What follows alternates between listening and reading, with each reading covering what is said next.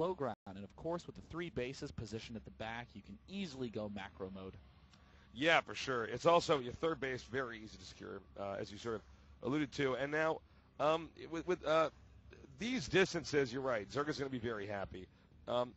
It is going to be a little bit tricky, though, if it gets in a late game, because Zerga's going to be expanding no matter what towards Terran. Yeah, I mean, that's always a little bit difficult for a Terran player, unless he does opt to go mech. If you're going mech, you like expanding towards your opponent because it's difficult to cover a lot of ground with your slow units. So what do? You expand along where your slow units are going to be anyways during the attack. You cut off the amount of stuff you have to cover. Wow, Command Center first again. Yeah, dude, he does not care. Dude, I could metagame LucifroN. I know, right? Get in there and 6-pull him right now, man. Right? Bring the drones with you. Next game Become a champion. There's the Command Center going down up in the main base. We see that, interestingly, VortiX is going for some sort of 14-ish pool. Kind of uncommon on this map. He might have been anticipating a early double barracks pressure. VortiX getting metagamed in this match instead of doing the metagamage. I think part of VortiX thinks that no matter what, there's no way he's going to do this this many times. You know what I'm saying? Saying, come on, he's probably going to 2-racks. That's pretty popular on this map.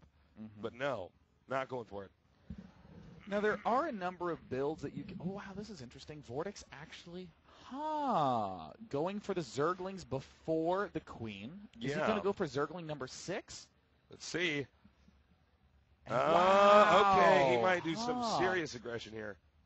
Kind of an interesting timing here. I don't know if he can actually prevent the Command Center from finishing, but he certainly can prevent the Command Center. Well, he's definitely going to. The Command Center will definitely finish, but yeah, I mean, this is going to catch him off guard for sure. Yeah, that's he's going to have to lift. He's going to end up retreating. He's going to have to cancel the orbital command production, which you don't really want to do. And Zerglings have a small chance of slipping up into the main base. At least one SCV will fall. Well, the Lings are coming now. There is one Marine here, but 4 Lings are on the way. And they're walking right in, seeing exactly what they'd expect. Uh-oh! And they get up into the main base, and it looks like he's going to pull back, pick off this SCV, or at least try to. And LucifroN, again, showing a lot of resilience, not really going to let this get to him, not even moving this Command Center, but is halting the production for a brief moment. Now, the barracks is what's under threat here. When Marines pop up, they can be picked off pretty easily. Nice micro here by LucifroN, but is it enough? I mean, right now it's just been a couple Zerglings lost in the current unit loss tab. Just one worker, but there's a lot of mining time that was lost. Every second. You lose 1 mineral for every second an SCV is in mining. That's pretty much what it boils down to. So, making those workers move. Going to give VortiX a little bit of a leg up. Factory going down now. Reactor. Very standard stuff here. Yeah. I mean, the one thing that VortiX is behind on is his general tech. Well, actually, he's not too far behind on the general tech. He's going for the double extractor at 530, but will he go for the early expand at the 3rd? It looks like he absolutely is, and this is going to be painful. He has to kill off these destructible rocks or he's doomed. Yeah, no kidding.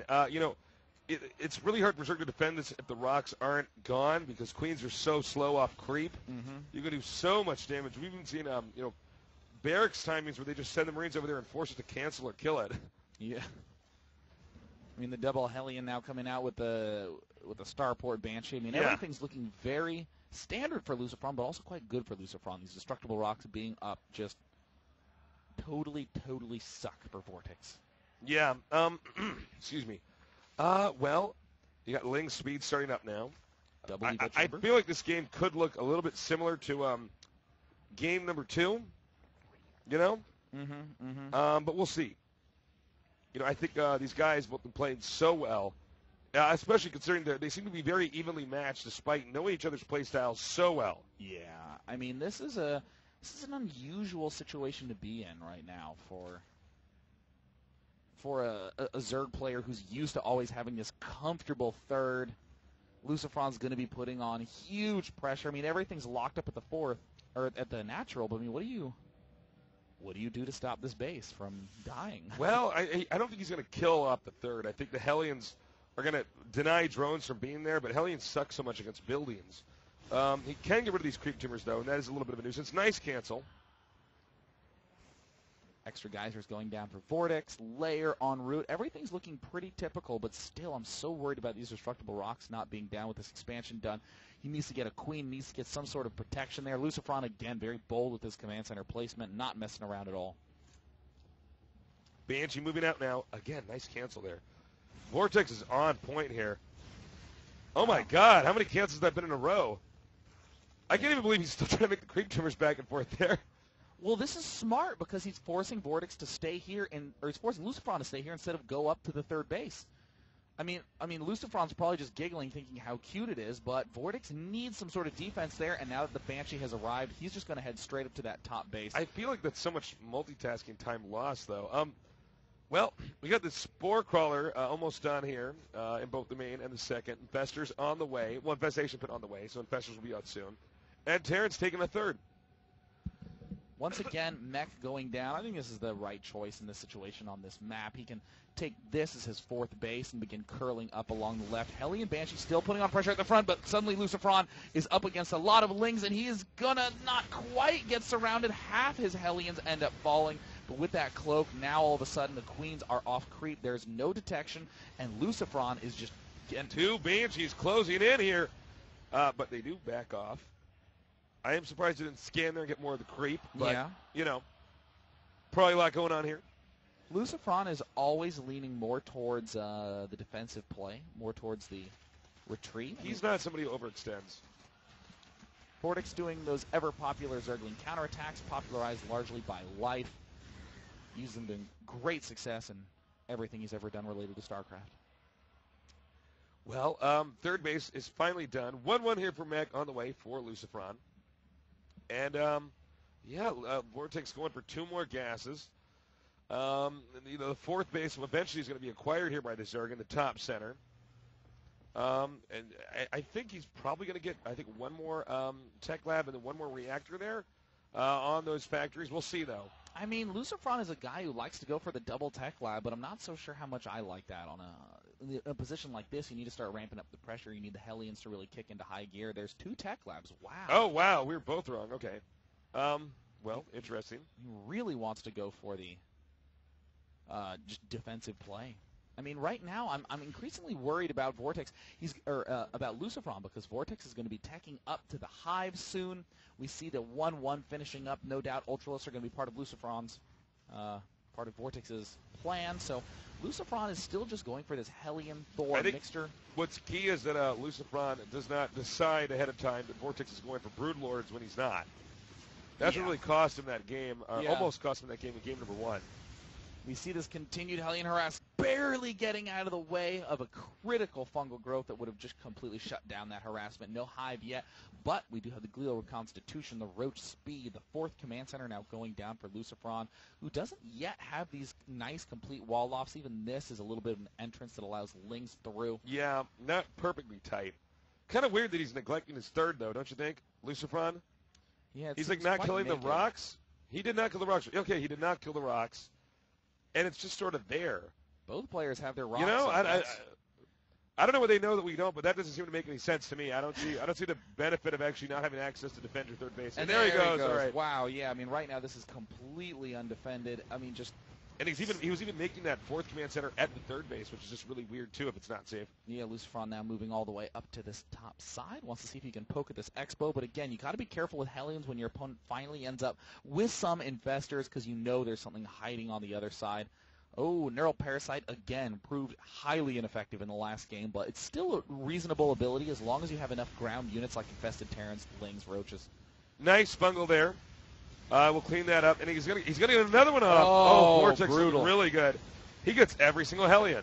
Oh gosh, there's no blue flame. There's nothing. Not that high of a Hellion count. I mean, sure, you don't want to have an army with too many Hellions in it. It's like having a Zerg army with too many Roaches when you're maxed. But, you know, right. Hellions are good for just piling on the aggression. You can max out faster with Roaches and hit them harder. But LucifroN is going to just stay patient, wait till he's at 2-2, upgrading to 3-3, and hit with a big, big Tank Thor army. Yeah, I dig it. I think it's smart because it looks like we were going to have Ultralisk with that 1-1 there. Spire is on the way, but Hive isn't done yet, so he will have a timing here we can get in and actually hit him before Broodlords are out. Oh, Banshees get taken down. See you later, Banshees, but that's okay. They still are buying time for this command center. LucifroN always pretty responsible about that. Delay to get an extra base up. And the unit count, we see 79 drones. He's trying to get more. Ooh, way too many SCVs right now out for LucifroN. Still building them 3 at a time. Soon enough, he's going to begin building mass command center, sacrificing a lot of SCBs. But needs to get on that. All right, a nice fungal there again. Fungal, you don't always see it as much against mech, but it's being very effective here. I feel like Infested Terran is really the way to beat mech. When you run in there with your huge army, because they're so immobile, you throw up Infested Terrans, they just can't get away. Yeah. And if they even start, you obviously are Zergs, so you build 40 Infestors, and you fungal them, and it's not a problem. LucifroN adding on more command centers. Really like this addition of more and more mules as time goes on. More Banshees getting picked off, and this is an interesting play that we're seeing out of the Zerg players. But by the way, flooding spines. Yeah, that is funky. I don't know why he's doing that, because it's not like the guy has medevacs. You know?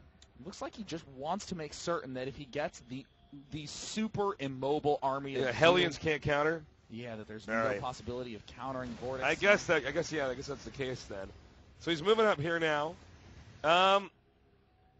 And we have the engagement now. Oh, this is going to go so badly for VortiX. What is he doing? He's engaging into the perfect siege line of tanks. Infested Terrans ain't going to do nothing against that. More Infested Terrans. Wow, dude. VortiX. That was brutal. Tossing away a ton of energy, but the tanks didn't even really get touched. I mean, it's been extremely one-sided thus far. We see that the Ultralisk Cavern, Greater Spire, are getting close to finishing, but it's only Roaches in production. And he's pushing up here. He can get the 4th and isolate the 5th. From there, he just has to take probably another base for himself. Terran can sit on 4 bases for a while with mech. Sieging up here now. Infested Terran's about to hatch. Uh-oh, again, the Infested Terrans are sieging up in front of two tanks. They're going to do almost nothing. They're going to be obliterated before they even really get into gear. VortiX still continuing to try to make as many spines as he can. Will he go for a counterattack? Hitting from the backside is not going to work so well either. But it looks like the overwhelming numbers Too many Roaches here. All you got to do to beat mech oftentimes is to flank. I mean, this is still a losing engagement for VortiX. I mean, siege tanks just do a little bit too much damage. Well, let's see how many reinforcements are on the way here. It looks like just 2 more tanks. I think the problem is he doesn't quite have enough meat to absorb the next reload of Roaches, but we'll see. I mean, he's very close to getting the hatch here. If LucifroN loses this, though, his mech tech, I guess you could say, is reset. Yeah.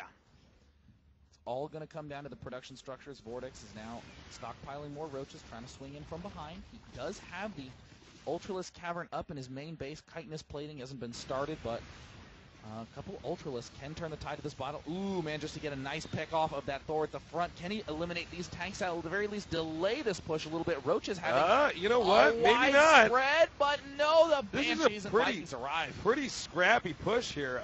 Normally we recommend that we turn around when you have this little mech and regroup, but he's going to go for it. We'll see if it works. If it doesn't, we're going to have a serious deficit here, though, for LucifroN. Command center now down for LucifroN, in great shape. Needs to start sacking those SCVs and start piling on the mules, trading up for better units, but we're seeing only Roaches in production for VortiX. A couple Zerglings are going to help him huge here. 3-3 about to finish for the Terran. Roach is coming down here now. Is it going to be enough? It's a Vikings nice made wide to land. Angle, and GG. He broke him. Wow. I mean, that was actually so close to the very, very end. That was really impressive. Yeah.